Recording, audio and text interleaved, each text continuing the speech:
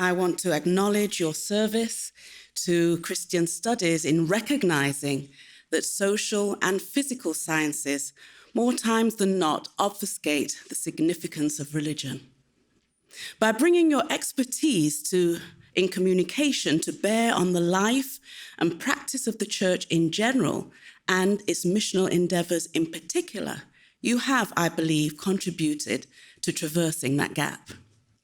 This is an important and pivotal conversation, one which I am pleased that the conveners of this conference have sought to take seriously.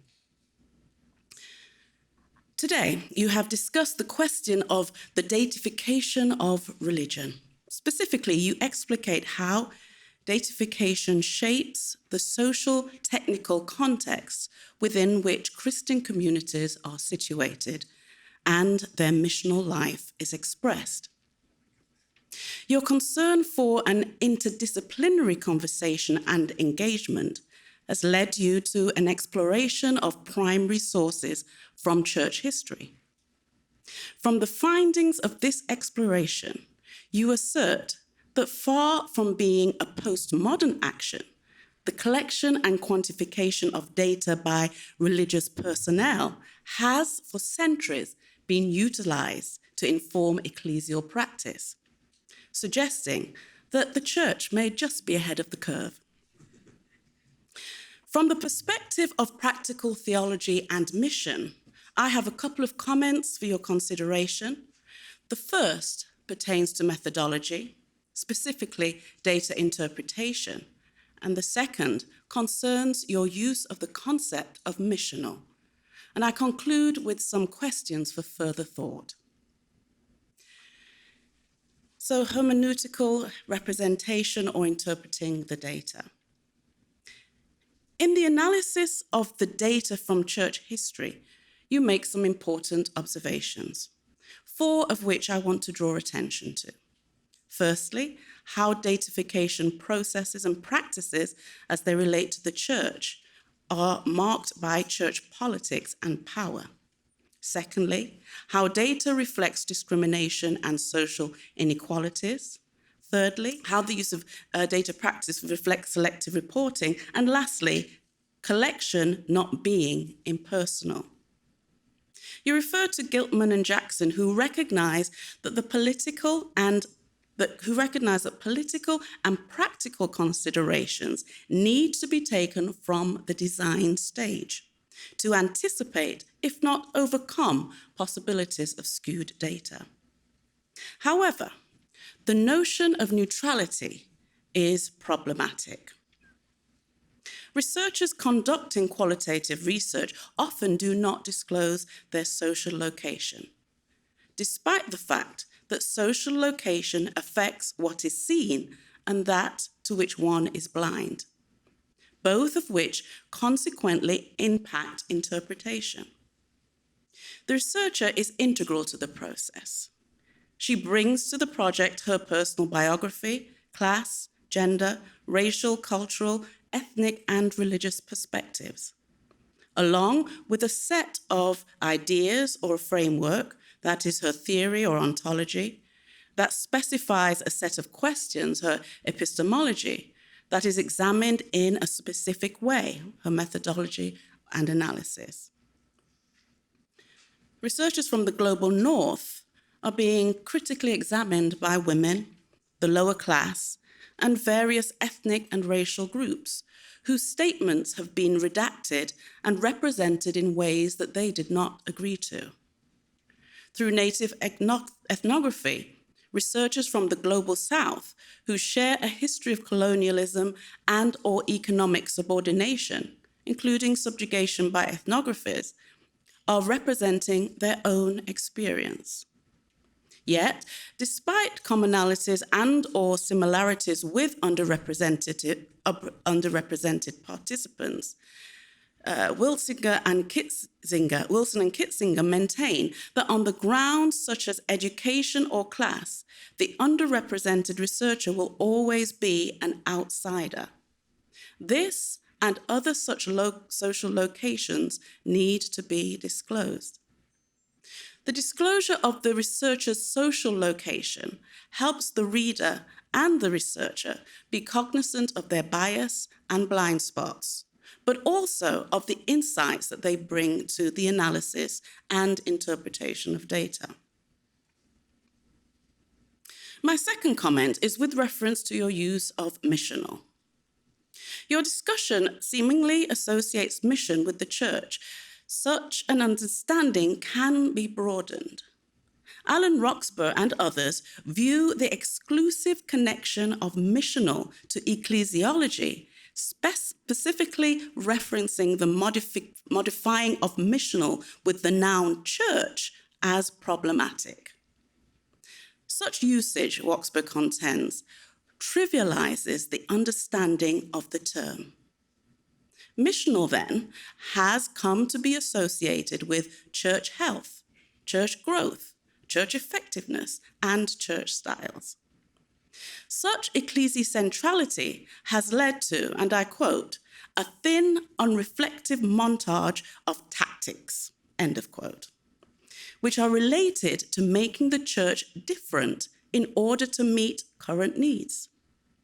As such, Roxburgh argues, there is less concern with participating in robust theological dialogue around missional questions. While Roxburgh recognizes that God works in concrete materiality, the challenge is that the church is being informed by its own interiority. That is, she looks in the mirror, sees her own reflection, and in so doing, believes she holds the answers to all missional questions. By no means is Roxburgh advocating a sidelining of the church. On the contrary, the church is central to Christian practice. However, to be missional, there should be an assent to the recovery, confession, and praxis of God as the active agent in the world. Yahweh is missional. The self-diffusive, gathering, and sending nature of God means that missional starts with a relationship, a going beyond oneself, being in relation and calling others to relationship. The act of God to restore the relationship is movement by the triune God to the world. The church exists because of mission and not vice versa. She is called to participate in the movement of God's love towards people. One of the challenges for datification in Christian community and missiology, then, is its application. Should it be used to support thin, unreflective tactics, or as a contribution to robust theological dialogue? While I think that Roxburgh may be teetering on the edge of academic snobbery, I understand his point as an academic, but as a pastor, robust theological dialogue is not always primary concern. In conclusion, then, I have a few questions which relate to two of your previous works and as they relate to datification. While in 1900, majority world Christians made up 16.7% of all Christians, by 2000, they comprised 59.4%. In less than a century, Pentecostal, charismatic, renewal Christianity has become one of the largest of the three communions in the world. The church is growing at its fastest in the global south. How is this data being used to advance and influence mission and mission practice? How is the discipline of communication interacting with this phenomena? While in Ghana a few weeks ago, I was able to have my laundry picked up, washed, paid for, and returned in less than 8 hours, for the most part through an app. In 2010, Kobina Asamajudu observed in African Charismatic Church the expansion and appropriation of modern media technologies, including the internet. enabling the transmission of charismatic power in ways unthinkable 10 years ago. How are the churches in these countries making use of such data? Your paper, Internet Highways and Religious Communities, points out that religious leaders utilize dataism to shape the internet for church community building and its working. Through the internet, religious organizations are presented to the world in cyberspace. Here, they represent or frame religious experience and ecclesiastical information in order to develop networked communities. In this sense, websites may be conceived, you say, as imagined spaces that reflect the codified representation of the spiritual vision of religious leaders. It could be that through datafication, they do have the key to providing deeper faith. This is certainly a point of research, but is this missional? In The Vitality of New Media and Religion, you understand social media as having a vivifying role in religious organizations, ongoing adaptation and composition as spiritual communities. Social media platforms, and you referred to that today, are being used to update, inform, and celebrate church community accomplishments, and thereby legitimize their raison d'etre. Such innovation would suggest that because pastors are relating to congregants and congregants to each other, this data should be quantified, therefore supporting more data collection and analysis.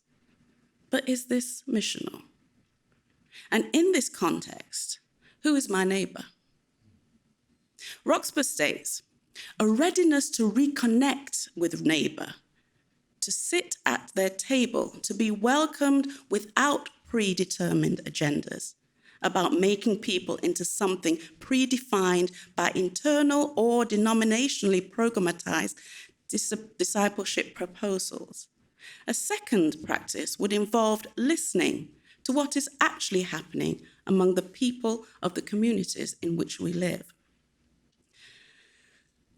I suggest that Roxburgh, the church, and academy may need to consider the third space, the space where virtual and real blend seamlessly. For there is no distinction for some between online and offline activities. And it would seem that with the use of apps and tools that blend church space with cyberspace, that the church may also be at the forefront. While data can help ascertain who lives in the community, it takes movement to make connection. It could be suggested that people are existing in the third space, and churches and pastors should be neighbors in this third space, while not negating the second and the first. Why? Because a missional God does not promulgate ideals, but enters, listens, and dwells with the ordinary, confused, disoriented people living their everyday lives in first, second, and third spaces. Thank you.